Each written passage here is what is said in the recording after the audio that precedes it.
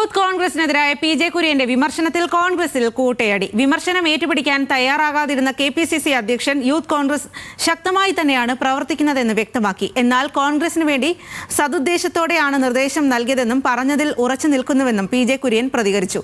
കുര്യനെ അനുകൂലിച്ച് രമേശ് ചെന്നിത്തല രംഗത്തെത്തിയപ്പോൾ ഷാനിമോൾ ഉസ്മാൻ അടക്കമുള്ള നേതാക്കൾ പ്രസ്താവനയിൽ വിയോജിപ്പ് കടുപ്പിക്കുകയാണ്. ശ്രീരാജ് ബാബു തയ്യാറാക്കിയ റിപ്പോർട്ട് കാണാം. പി.ജെ. കുര്യന്റെ SFI പുകഴ്ത്തലും യൂത്ത് കോൺഗ്രസ് വിമർശനവും അത് കോൺഗ്രസിനുള്ളിൽ വലിയ രാഷ്ട്രീയ വിവാദങ്ങൾക്ക് തിരികൊളുത്തിയിരുന്നു. ഇന്നലെ തന്നെ രാഹുൽ മാങ്കൂട്ടത്തിലടക്കമുള്ള പ്രധാനപ്പെട്ട യൂത്ത് കോൺഗ്രസിന്റെ നേതാക്കൾ പ്രത്യക്ഷമായല്ലെങ്കിലും പരോക്ഷമായി പി.ജെ. കുര്യനെതിരെ പരിഹാസ പോസ്റ്റുകളുമായി രംഗത്തെത്തി.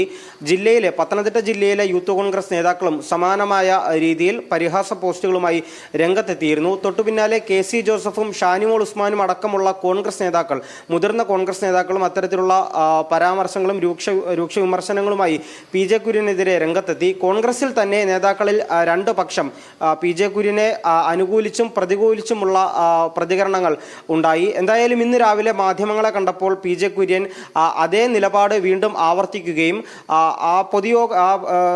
നേതൃയോഗത്തിൽ അങ്ങനെയുണ്ടായ പ്രതികരണം അത് സതുദ്ദേശപരമായിരുന്നു എന്നായിരുന്നു പി.ജെ. കുര്യന്റെ പ്രതികരണം. പക്ഷേ അതിന് തൊട്ടു പിന്നാലെ രാഹുൽ മാങ്കൂട്ടത്തിലിന്റെ ഒരു വോയിസ് ക്ലിപ്പ് പുറത്തു വന്നു. അതിൽ രാഹുൽ പറയുന്നത് സതുദ്ദേശപരമെന്ന് വിശ്വസിക്കാൻ തൽക്കാലം സൗകര്യമില്ല എന്നായിരുന്നു രാഹുലിന്റെ യൂത്ത് കോൺഗ്രസുകാരുടെ തന്നെ നേതാക്കൾ ഉൾപ്പെടെയുള്ള ഒരു വാട്സപ്പ് ഗ്രൂപ്പിൽ വന്ന സന്ദേശത്തിൽ പറയുന്നത്.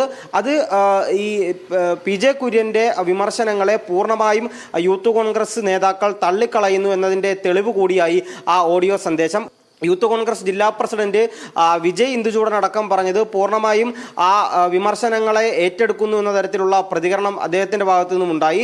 മുതിർന്ന കോൺഗ്രസ് നേതാക്കൾ രമേശ് ചെന്നിത്തല അടക്കമുള്ള ആളുകൾ ഇന്ന് രാവിലെ പത്തനംതിട്ടയിൽ മാധ്യമങ്ങളെ കണ്ടപ്പോഴും പറഞ്ഞത് സതുദ്ദേശത്തോടെ തന്നെ പി.ജെ. കുര്യൻ പറഞ്ഞ പ്രതികരണമാകാം അത് എന്ന തരത്തിലായിരുന്നു. എന്തായാലും ഈ ഞാൻ സൂചിപ്പിച്ചതുപോലെ രണ്ട് തരത്തിലുള്ള പ്രതികരണങ്ങൾ കോൺഗ്രസിൽ അനുകൂലിച്ചും പ്രതികൂലിച്ചും ഉണ്ടാകുന്നു. രാഹുൽ മാങ്കൂട്ടത്തിലിന്റെ ഓഡിയോ സന്ദേശം കൂടി പുറത്തു വന്നതോടെ ഈ പ്രശ്നങ്ങൾ, ഈ വിവാദങ്ങൾ കോൺഗ്രസിൽ ഒന്നുകൂടി കനക്കും, ശക്തിപ്പെടുമെന്ന കാര്യത്തിൽ ഉറപ്പായി. സ്വാതി.